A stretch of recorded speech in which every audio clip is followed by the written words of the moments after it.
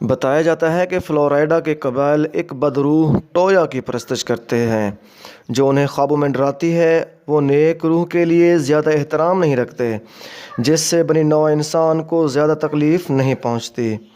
اور ایک کرخت رو قبیلے کے متعلق بتایا کہ تمام ہندی اپنے اوپر ایک شیطانی طاقت کا اختیار تسلیم کرتے ہیں۔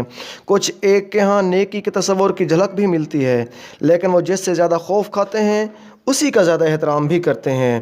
یہ رائے قائم کی جا سکتی ہے کہ وہ ہستی خیر کو ہستی شر کے مقابلے میں کمزور سمجھتے ہیں۔ کیپٹن جان سمتھ نے 1607 میں اوکے کی پرستش کے متعلق بتایا۔ اوکے کا مطلب ہے ہمارے اختیار سے باہر شے، یا شیطان بھی اس کو کہتے ہیں۔ ابھی تک ورجینیا میں کوئی اس قدر وحشی علاقہ دریافت نہیں ہوا جس کے لوگوں کا مذہب نہ ہو۔ ان سب کے پاس تیر اور کمانیں بھی ہیں۔ وہ تمام چیزیں جو انہیں نقصان پہنچانے کے قابل ہیں وہ انہیں ایک طرح سے پوجتے ہیں، مثلاً آگ، پانی، بجلی، گھن گرج، ہماری توپیں، گھوڑے وغیرہ۔ لیکن ان کا مرکزی خدا شیطان ہے جسے وہ اوکے کہتے ہیں۔ وہ اس سے محبت کرنے کی نسبت خوف زیادہ کھاتے ہیں۔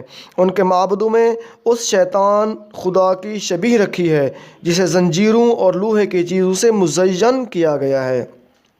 ملک کے کچھ حصوں میں وہ ہر سال بچوں کی قربانی دیتے ہیں۔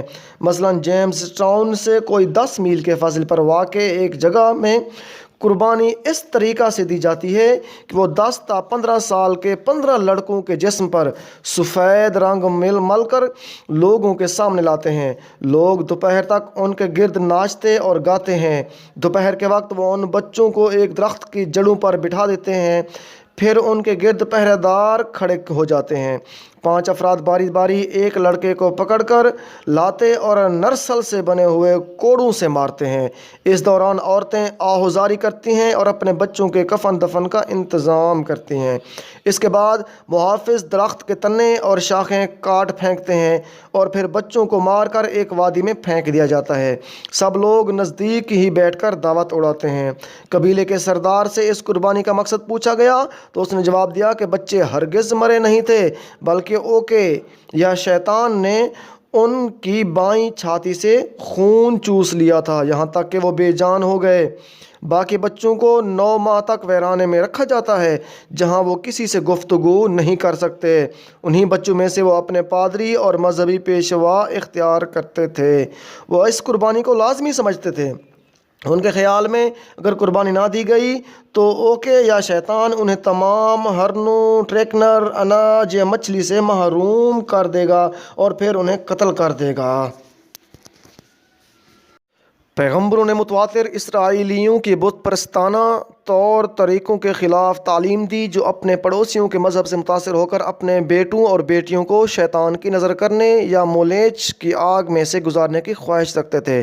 لیکن اسرائیل کا عقیدہ وحشی کے مذہبی تصور سے اس قدر قریب تھا کہ افتاح اب بھی یقین رکھتا تھا کہ خدا اس کی بیٹی کی سوختنی قربانی کا طلبگار تھا۔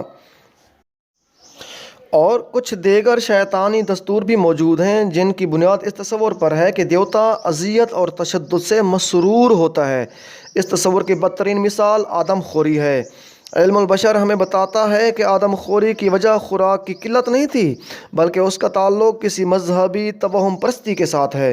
بالخصوص یہ نظریہ اس کا باعث بنا کہ دشمن کا دل یا دماغ کھانے والا شخص اس کی تمام ہمت اور طاقت وغیرہ کا مالک بن جاتا ہے۔ خون کی بھیٹ چڑھا کر دیوتا کا غضب ٹھنڈا کرنے کے تصور کی باقیات کلیسا کے مخصوص عقائد کی قرون وسطیٰ میں کی گئی شرح میں بھی موجود نظر آتی ہے۔ اس کے علاوہ مقتول کا گوشت چبانے اور خون پینے کے ذریعے روحانی طاقتیں حاصل کرنے کا نظریہ بھی موجود رہا۔ یہ تصورات اس وقت تک غائب ہوئے جب بے خوف اور پائیدار مذہبی اصلاح کی روشنی نمودار ہوئی۔ تاہم ہمیں یہ یاد رکھنا چاہیے کہ انسانیت کی مذہبی ترقی کی ابتدائی مراحل میں مخصوص توہمات اس طرح ناقابل گزیر ہیں جیسے سائنس اور فلسفہ کی فطری ارتقاء کے دوران مختلف غلطیاں مذہب کا آغاز ہمیشہ خوف اور امید سے ہوتا ہے۔ وحشیوں کے مذہب کی تعریف ان کے الفاظ میں یوں کی جا سکتی ہے کہ وہ شیطان کے خوف اور اس خوف سے نجات پانے کے مختلف کوششوں سے عبارت تھا۔ اگرچہ مذہب اقوام کے مذاہب میں شیطان کا خوف ان اب غالب کردار کا عامل نہیں رہا، لیکن پھر بھی ہمیں تاریخی تحقیق اور کھوج سے پتہ چلتا ہے کہ ان کی ترقی کی ایک ابتدائی مرحلے میں بدی کی قوتوں کی ہی پرستش کی جاتی تھی۔ ان شر انگیز قوتوں کو مخصوص احترام اور جلال حاصل تھا۔ شیطان پرستی کا سلسلہ اس وقت تک جاری رہا جب تک انسان نے نیکی کی مثبت قوت کو شناخت نہ کر لیا اور انسان کو اپنے تجربے سے معلوم نہ ہو گیا کہ انجام کار نیکی ہی فتح مند ہوتی ہے، چاہے اس کی ترقی کی رفتار کتنی ہی سست ہے۔ یہ امر قدرتی ہے کہ ریاست بازی کی قوت کو آہستہ آہستہ اعلیٰ ترین قوت تسلیم کیا گیا اور اس کے بعد بدی کی قوت کا دبدبہ ختم ہو گیا۔ آج ہم میں سے زیادہ تر لوگ انصاف، راستی اور سچائی کی فتح پر یقین رکھتے ہیں۔